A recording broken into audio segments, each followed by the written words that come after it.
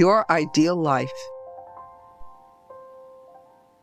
As we welcomed in the new year, many people were making resolutions, but by now, many of these resolutions already have been abandoned. I prefer to set goals rather than make a laundry list of should-dos that I'll probably give up after a couple of weeks because they're just so dull, tedious, and uninspiring. I promise you that the exercise I'm suggesting in this episode will be a lot of fun, and you'll probably really enjoy doing it. What I want to encourage you to do is imagine your ideal life, the life you would want to live right now if you had absolutely no restrictions. This is the time to let go of any limitations, such as money, time, circumstances, age, anything. The only rule is that the life you imagine must be a life that would suit you as the person you are. It has to be believable for you or it won't work.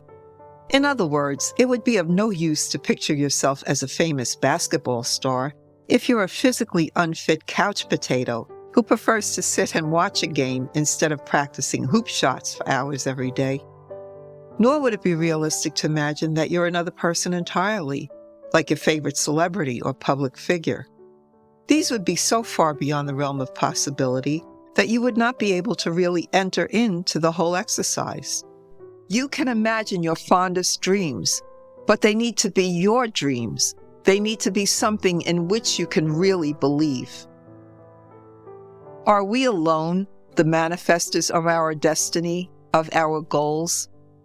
My personal belief is that all creative forces originate with God, or whatever you choose to call the higher power that created all things. I do, however, believe that we must open the door to God's creative power by doing our part to formulate in our own minds what we would like our destiny to be and the goals we would like to accomplish. God doesn't want us to be passive puppets who just wait around for God to act.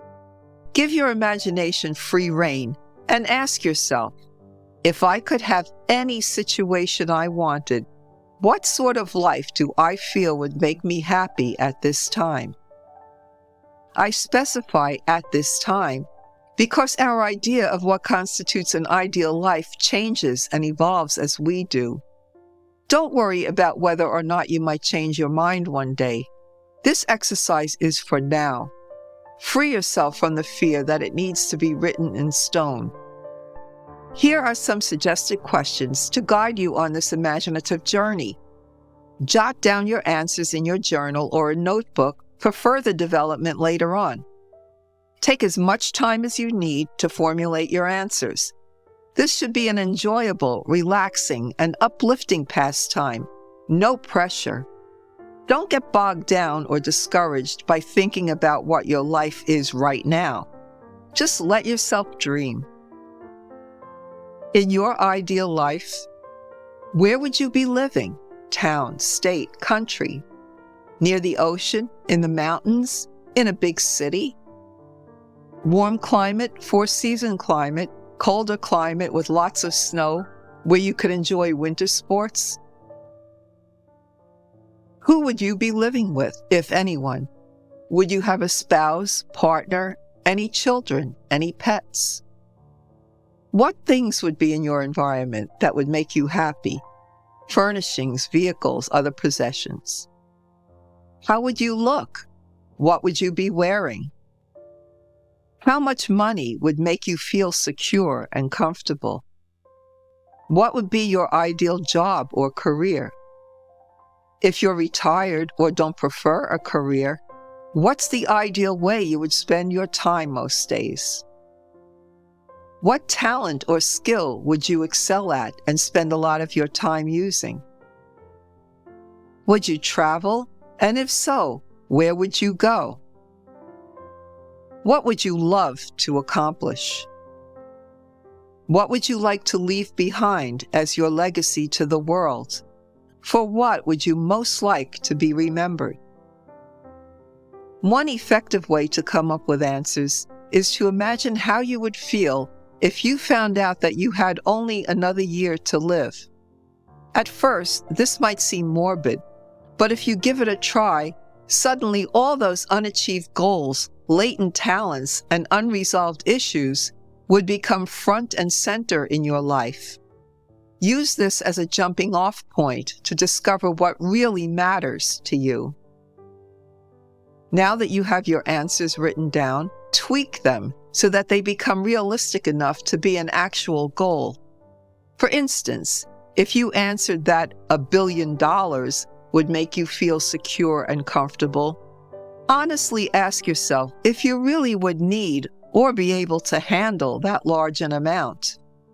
Would an extra $100,000, $50,000, $25,000, or $10,000 give you peace of mind? This is a personal thing. Everyone's needs and comfort levels are different.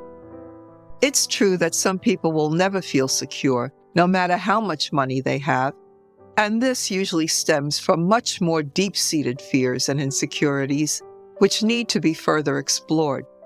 But most of us have a magic number that we feel would do the trick.